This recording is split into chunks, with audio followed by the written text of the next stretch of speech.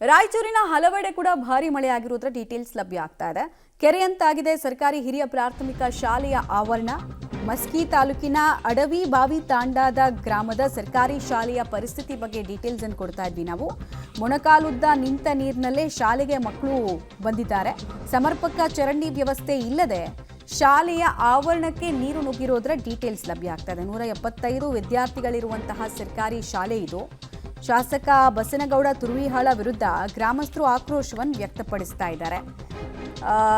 ಸರ್ಕಾರಿ ಶಾಲೆ ಇದೆ, ಶಾಲೆಗೆ ಬರಬೇಕು ಅನ್ನೋ ಮನಸ್ಸು ಮಕ್ಕಳಿಗಿದೆ, ಬರ್ತಾ ಇದ್ದಾರೆ, ಅಟೆಂಡೆನ್ಸ್ ಕೂಡ ಇದೆ. ಬಟ್ ಬರಬೇಕಾದ್ರೆ ಈ ಚರಂಡಿ ನೀರನ್ನೇ ದಾಟ್ಕೊಂಡು ಬರಬೇಕಾದಂತಹ ಸ್ಥಿತಿ, ರೋಗ ರುಜಿನಗಳು ಮಕ್ಕಳನ್ನು ಕಾಡ್ತವೆ ಅನ್ನೋದು ಗ್ರಾಮಸ್ಥರ ಆಕ್ರೋಶಕ್ಕೆ ಕಾರಣ ಆಗ್ತಾ ಇದೆ. ಇದನ್ನು ಮನಸ್ಸು ಮಾಡಿದಿದ್ರೆ ಸರಿ ಮಾಡೋದಕ್ಕೆ ಎಷ್ಟು ಟೈಮ್ ಬೇಕಾಗ್ತಾ ಇತ್ತು. ಇಚ್ಛಾಶಕ್ತಿ ಕೊರತೆ ಶಾಸಕರಲ್ಲಿ ಇದೆ ಅನ್ನೋದು ಜನರ ಅಭಿಪ್ರಾಯ.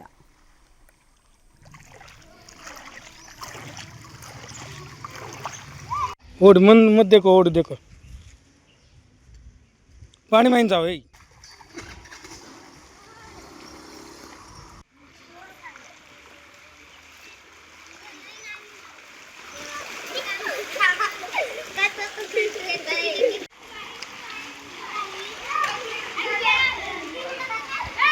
तुम सालिन जाओ।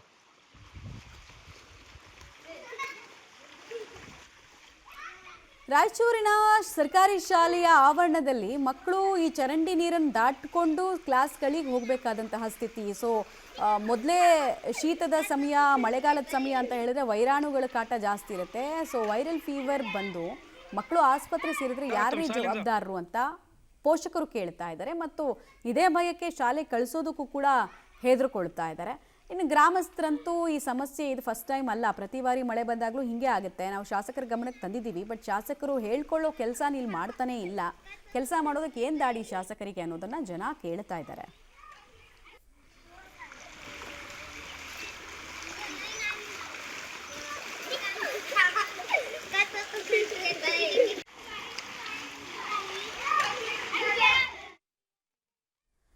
ಕಲ್ಯಾಣ ಕರ್ನಾಟಕದಲ್ಲಿ ಹೇಗಿದೆ ಪರಿಸ್ಥಿತಿ ಅನ್ನೋದರ ಡೀಟೇಲ್ಸ್ ಅನ್ನು ಕೊಡ್ತಾ ಇದ್ವಿ. ಮಧ್ಯ ಕರ್ನಾಟಕಕ್ಕೆ ಹೋಗೋಣ. ಹಾವೇರಿಯಲ್ಲಿ ಹೇಗಿದೆ ಸ್ಥಿತಿ ಅಂತ. ಹಾವೇರಿ ಜಿಲ್ಲೆಯಲ್ಲೂ ಕೂಡ ಮುಂಗಾರು ಮಳೆ ಅಬ್ಬರಿಸ್ತಾ ಇದೆ. ಹಾವೇರಿಯ ಅಗಡಿ, ಎತ್ತಿನಹಳ್ಳಿ, ಬಸವನಕಟ್ಟಿಯಲ್ಲಿ ಮಳೆ ಸಾಕಷ್ಟು ಅವಾಂತರಗಳಿಗೆ ಕಾರಣ ಆಗಿದೆ. ಧಾರಾಕಾರ ಮಳೆಯಿಂದಾಗಿ ಲೋ ಲೈಯಿಂಗ್ ಏರಿಯಾಗಳಲ್ಲಿ ಅಂದರೆ ತಗ್ಗು ಪ್ರದೇಶಗಳಲ್ಲಿ ನೀರು ನುಗ್ಗಿದೆ. ಮನೆಗೆ ನುಗ್ಗಿದ ನೀರನ್ನು ಹೊರಹಾಕೋದಕ್ಕೆ ಕುಟುಂಬಸ್ಥರು ಕೂಡ ಪರದಾಟವನ್ನು ನಡೆಸಿದಂತಹ ಘಟನೆ. ರಾಣೆಬೆನ್ನೂರು ಗ್ರಾಮೀಣ ಠಾಣೆಗೂ ಕೂಡ ನೀರು ನುಗ್ಗಿದೆ. ಇವೆಲ್ಲವೂ ಕೂಡ ಕಂಡು ಬರ್ತಾ ಇರೋದು ಹಾವೇರಿಯ ಅಗಡಿ, ಎತ್ತಿನಹಳ್ಳಿ, ಬಸವನಕಟ್ಟಿಯಲ್ಲಿ ಇದೇ ರೀತಿಯಾದಂತಹ ಚಿತ್ರಣ ಕಾಣಿಸ್ತಾ ಇದೆ. ಒಂದೆರಡು ದಿನಕ್ಕೆ ಹಿಂಗೆ ಕತೆ ಆದರೆ ನಮ್ಮದು, ಇನ್ನೊಂದು ವಾರ 15 ದಿವಸ ಕಂಟಿನ್ಯೂಸ್ ಆಗಿ ಮಳೆ ಬಂದುಬಿಟ್ರೆ ಏನು ಮಾಡೋದು ನಾವು, ಎಲ್ಲಿಗೆ ಹೋಗ್ಬೇಕು ನಾವು, ಜೀವನ ಮಾಡಬೇಕಾ ಬೇಡವಾ ಅಂತ ಜನ ಕೇಳ್ತಾ ಇದ್ದಾರೆ ಪ್ರಶ್ನೆಯನ್ನು.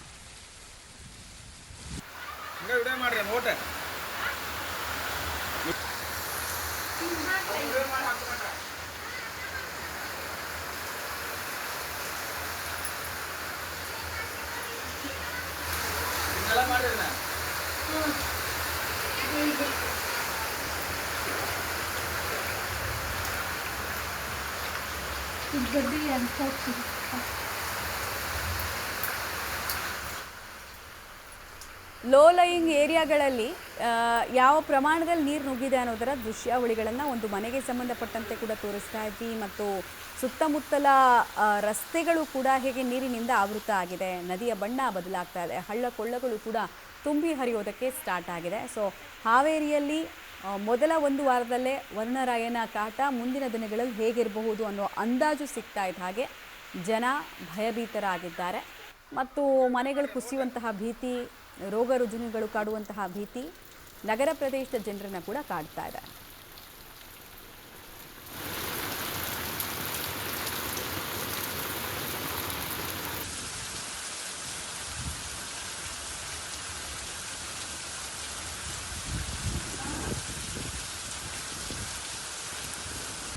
ಮಾಡಿದ್ದೇವೆ